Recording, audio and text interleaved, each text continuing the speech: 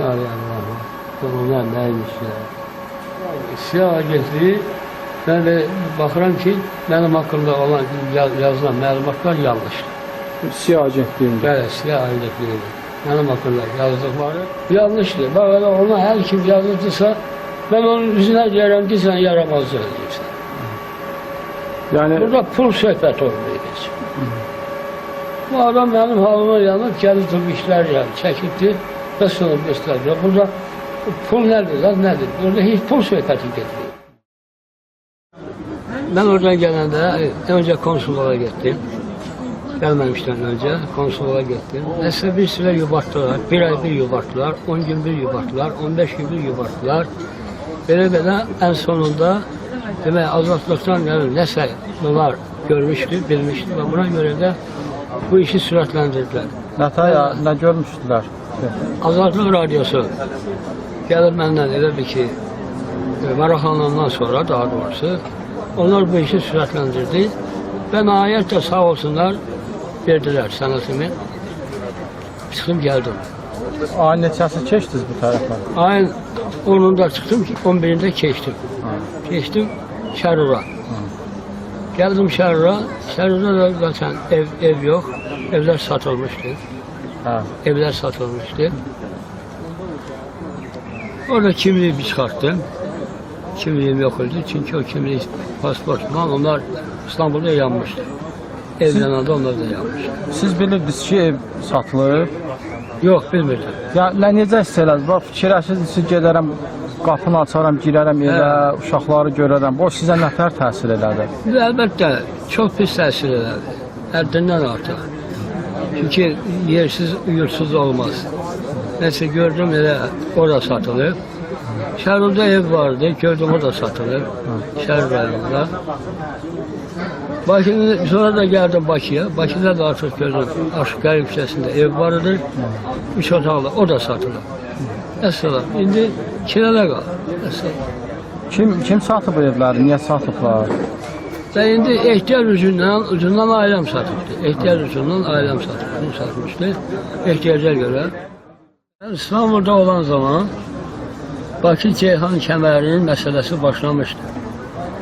Hemen anda ben bir portre çektim ve bu portrede el altında elə bir ki gazetlerin üzerinde de bunu qeyd edelim ki Bakı-Ceyhan. Ben böyle fəxr ederdim bundan ki ne güzel mesela. Bundan sonra Azərbaycanın vəziyyəti getdikcə güman ederim ki daha güzel olacak. Gəlirik həddindən artıq olacak. Maaşlar artacak.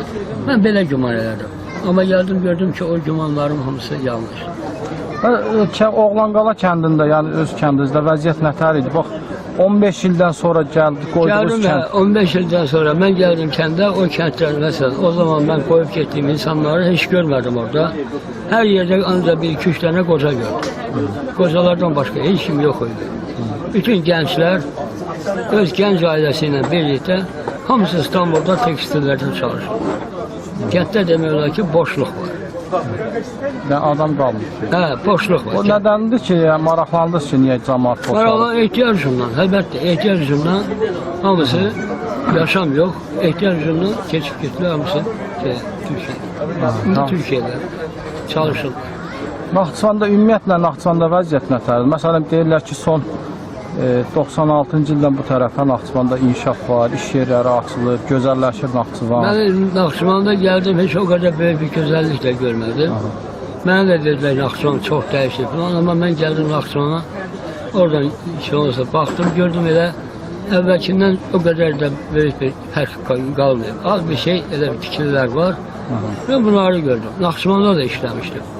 O zamanki Naxçıvanla bu zamanki Naxçıvan arasında o qədər də böyük bir dəyişiklik yox.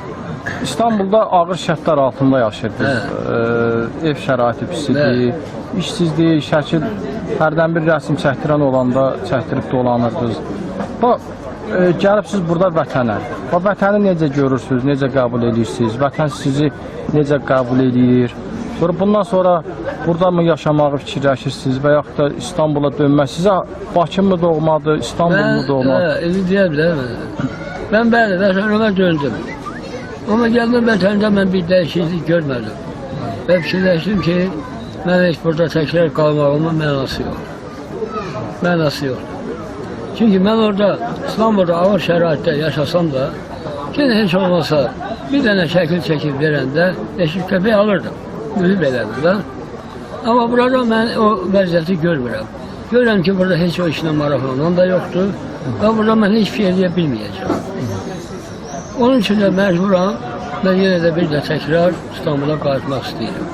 Ya, o, həmin ağır şərtlər altında yaşamaq. Ağır şərtlər altında yaşamağı daha üstün tuturam.